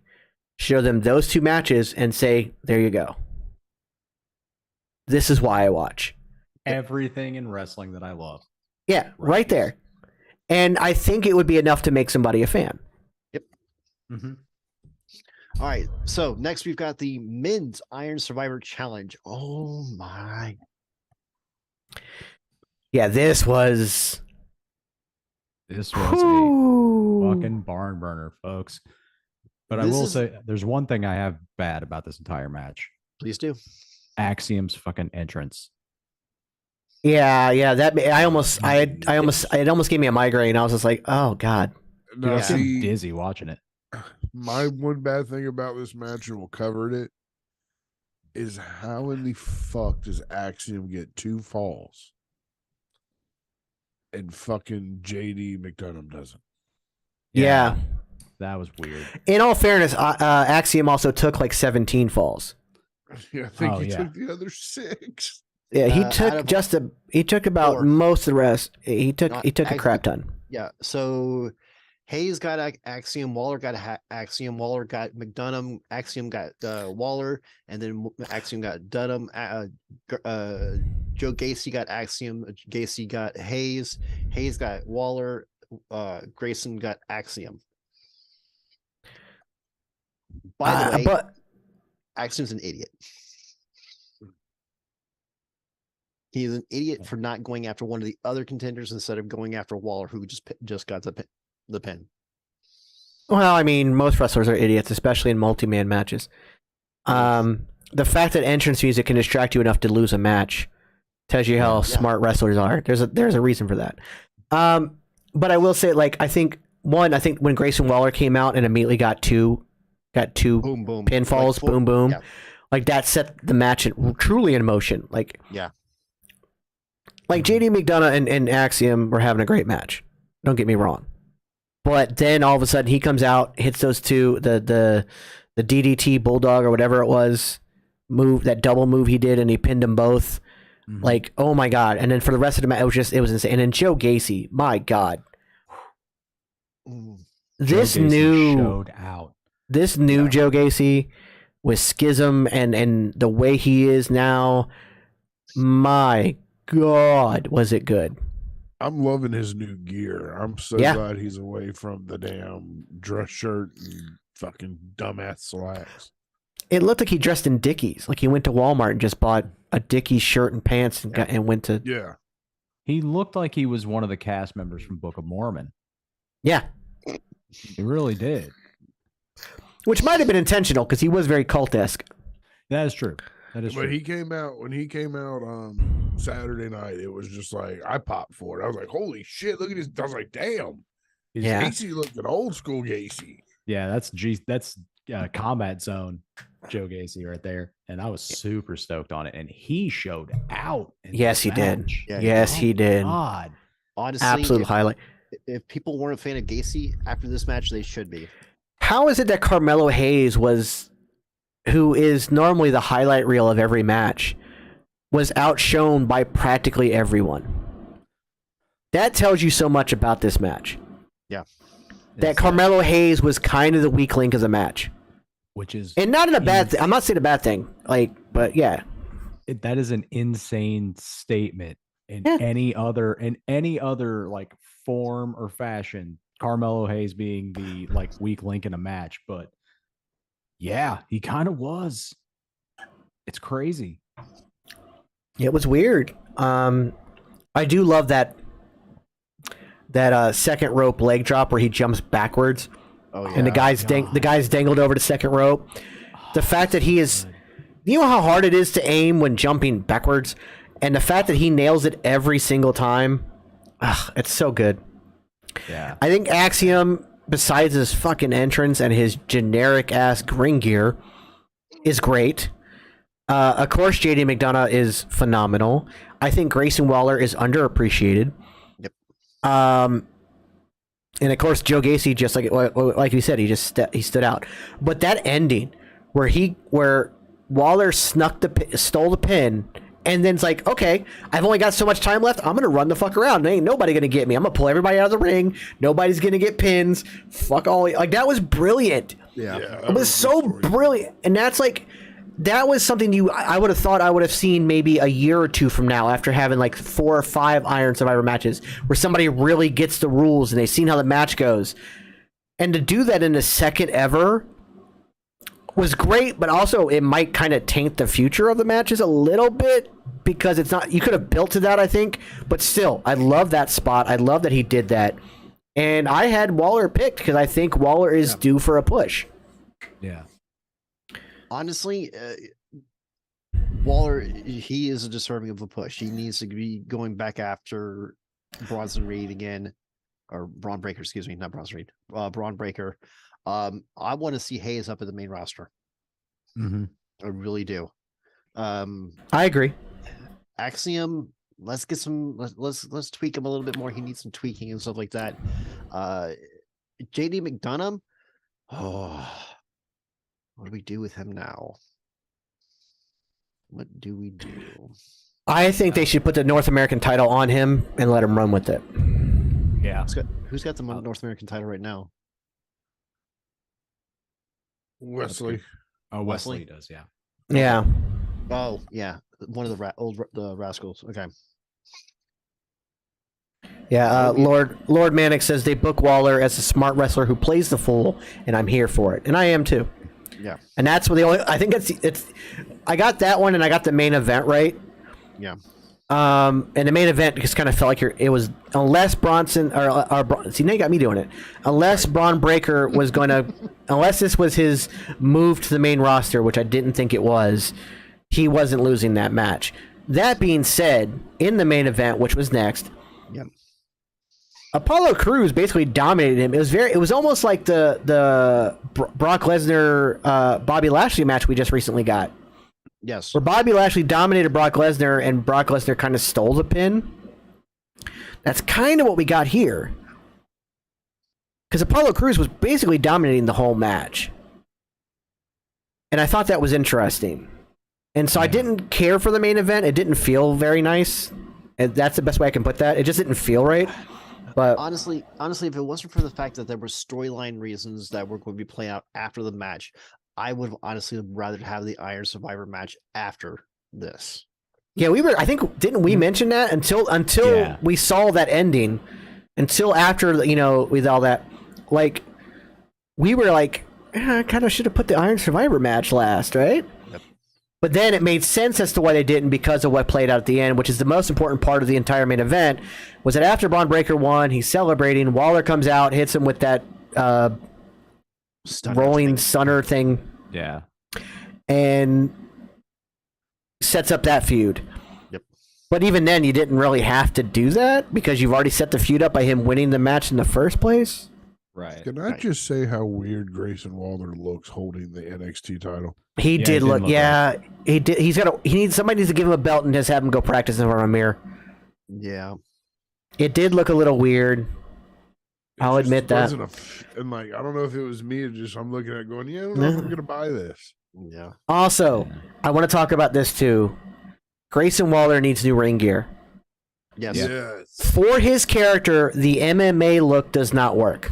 No. He needs to go to tights, even if he goes to the biker short style tights, or even longer short style tights, like mid thigh tights. That's fine, but the boxing shorts, it doesn't work. Yeah. They looks look like weird. it looked like a swimming trunks. Well, They even really like, do. I just don't. It just doesn't fit his character at all. Why would that be his choice to go with boxing shorts when he is not a boxer and he's not an MMA fighter? I don't get that, and it just doesn't look right on him at all. And so he needs kind of a cosmetic overhaul a little bit. Like his regular gear, like the kind of like Hawaiian shirt with matching shorts look, is fucking great. Yeah. Like his promo outfits and his, whatever, that's great. But yeah, he needs to change up the gear, and the belt did, like, when he raised it up, it did seem a little off. Jax, you said it immediately It was just during the one. it was like, and I might get some heat for this one, but it was like the first time I saw Randy Orton pick up the world heavyweight, like when he was going against Chris Benoit, like he looked odd with it at Yeah. first. Yeah. No, I was like, it's agree. just- it grew on him, and shit, look at him. But Grayson Waller just gave me that when he held it up. I'm thinking that just looks fucking odd. He looked like a fan holding the belt. Yeah. Like he didn't Yeah. he didn't look like an actual wrestler. He looked like a fan doing a photo op with a chance with the belt. Like Yeah. I Like don't it was know. WWE Access, and they're like, all right, here's your shot with the belt. And he was just like, yeah. yeah. Oh, this is Yeah. heavier than I thought. Like, Yeah, it's like, holy shit, y'all wear this all the time? Oh my god. Like, yeah, he did. He looked really out of place. I'm not saying I don't want him as champion. I do. Just like I said, maybe like, over the next few weeks, have him, in the back in front of a mirror, like holding the belt, something. It just, I don't know. It was just weird. Lord Manic suggested Orton should reboot Evolution with Theory, Waller, and Dijak. Ooh. Does Dijak give you Have Superman vibes? A little bit, yeah. I'm waiting for him to be like, I need your clothes. Like just to every match. Right. Like, Yeah. but I say you do that, but I say you kind of make it Evolution versus Legacy, or not versus, like a molding, and you have Cody Rhodes involved in that as well. Ooh, I like that. So Orton and Rhodes with Theory, Waller, and Dijak. I can be down with that. And then you find a new name. You find a way to, like, Yeah. kind Kind of tie both of them together somehow. yeah. Yeah, I like that. Call it momentum or something. I don't know, but like, Yeah. I think all in all, though, while the main event felt a little off, it still wasn't a bad match. No. And so, like, I gave Samoa Joe versus Juice Robinson a bad match, but you had such a long card on ROH, it's fine. Because I mean, the 0 hour card, you know, was great as well. Yeah. So all in all, Saturday was just a phenomenal day of wrestling. We got so much out of that, and that watch party was a blast. Yeah. Even though it was kind of long, but we did get that nice little break in between. Oh, dude, you have no idea how happy I was to get that like 45 minutes. Like I gotta like stretch my legs, get something to eat. Like I was like, okay, it's time to shove this down and I can smoke a bowl real quick. And it was. So I needed like I need like just like 20 minutes to not look at my TV right now. Because my fucking head hurts. Yeah, I went in my room and literally laid down on my bed for 30 minutes and just laid there in the dark. But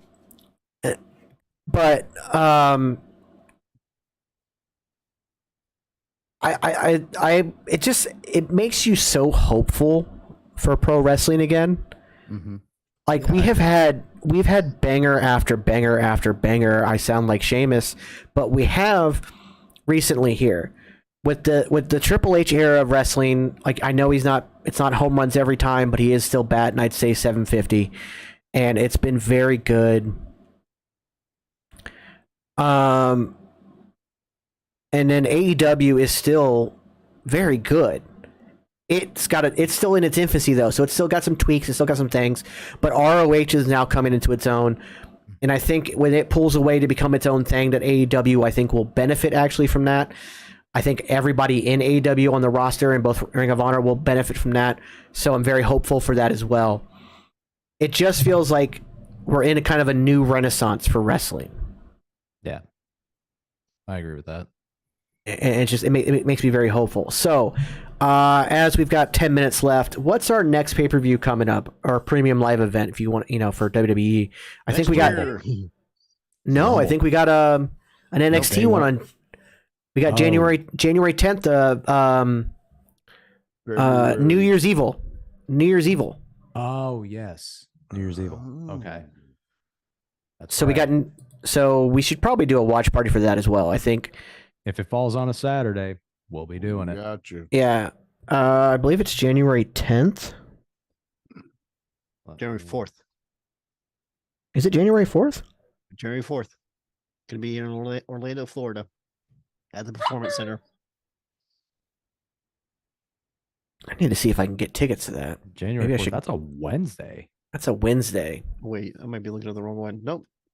Yeah, hold on. Let's see. So that's just a Wednesday special. No, it is the 10th. You are correct. It is the 10th. That's what I thought. Yeah, so Last year's was the 4th. Right. Yeah. Yeah. I had the wrong year. Sorry. So the it is a 10th premium event? It is. Yep, it's Saturday. It's Saturday. So that'll be a premium live event. So I think we need to do a watch along for that for sure. Yep. They've already got 2 matches set up for it. Mandy Rose versus Roxanne Perez. Yeah. And Braun Breaker versus Waller. Yeah. See, so that's January 10th. That looks like a Tuesday. Wait, was I looking at the wrong? Hold on, let me pull my calendar back up. Because the 7th is the. Oh no, Saturday. it is a Tuesday. Shit. Yeah. I was looking at the wrong day. I was looking at December. Yeah, it's a Tuesday, so it's a Tuesday event. Yeah, so it's just okay. It's gonna be that episode of NXT, I guess. I wonder. That doesn't start till 8:00, does it? Yeah. Maybe I'll talk to Phil about maybe us going a little bit long that Tuesday. Yeah, we'll do like a watch along with the podcast. Yeah. Yeah, maybe we'll do that. I'll talk to Phil. I'll message Phil. We'll talk to Phil about it. See about that, and then yeah, because it should go from 8 to 10. I would believe, right? There's no times up yet, but I would imagine if it's on a Tuesday night show, it's got to be the 8 to 10 time slot. Yeah. So maybe we'll do that. We'll have you guys come back on. I think it'll be great. We'll do like a watch along. Oh yeah. for that. with So it. January 10th, let's do that. I'll talk to Phil. I'm sure he'll be cool with it. And we'll start at 7, kind of preview the match. We'll have the pre-show up in the background, and then we'll go from there. Yeah. All right. So once again, if you could, JaxBo, Husky, please promote your shows here on the PWC. I'll Bro, take go care ahead. of one and you take care of the other. Deal? Go for it. You can catch me pretty much almost every day, but mostly you can see me Wednesdays 9 to 11 on the Wrestle Talk Wolfpack. You can also see me with this man, Husky. Saturday nights, 9 p.m. Eastern Standard Time, right here on twitch.tv/Panda Wrestling Company for the Wrecking Crew Hardcore Wrestling Podcast.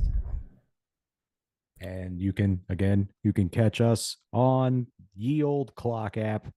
I am at Husky Rhodes 912. He is JaxBo 89. Yeah. So if y'all aren't doing anything on Saturdays, come hang out with us. Bree also mentioned in the SmackDown Watch Along show on Friday. Yes. Yeah, In other words, we all have no life, and this is all we do. Basically. But that's Basically. fun. But that's fine because we have I'm with friends. it. We have friends, and that's what matters. Also, Dad Hat's going to try to hook us up with some tickets to that show in Charlotte, and we're going to be taking a road trip up for that, as well as the River City Con coming up. We'll do that. We'll vlog that. We'll do the whole 9. Maybe even live stream it. We'll figure it out. There's a lot coming up in the next year. 2023 is going to be huge for all of us, so I'm looking forward to that. Yes, it is. Yeah. Without a doubt. 2023 looks like it's going to be a big year for wrestling all around. Absolutely. All right, ladies and gentlemen, that's going to do it for the show today. Thank you very much. Please make sure you like and subscribe. If you're on Twitch, hit that follow button. If you're on the PWC Twitch, hit that follow button. Please jump over to the Geeks and Noobs on Twitch and follow there as well. If you're on the Geeks and Noobs, please jump over to PWC. If you're on YouTube at TGN Networks, please like and subscribe. If you're on the Facebook page, please hit follow, share it with your friends. Ladies and gentlemen, this has been Wrestling with Toxicity. JaxBo, Husky, thank you guys so much for coming along. Had such a great episode. Thank you guys. You guys are the invitation is always open. Whenever you guys want to come on, you just let us know, and the invitation's always there. Thank you very much. thank Likewise, you. you ever want to Yeah. come on Wrecking Crew, holler at us. Absolutely. Yes, Thank you very much. Appreciate it. All right, we will see you guys next week. Thank you very much, and happy holidays.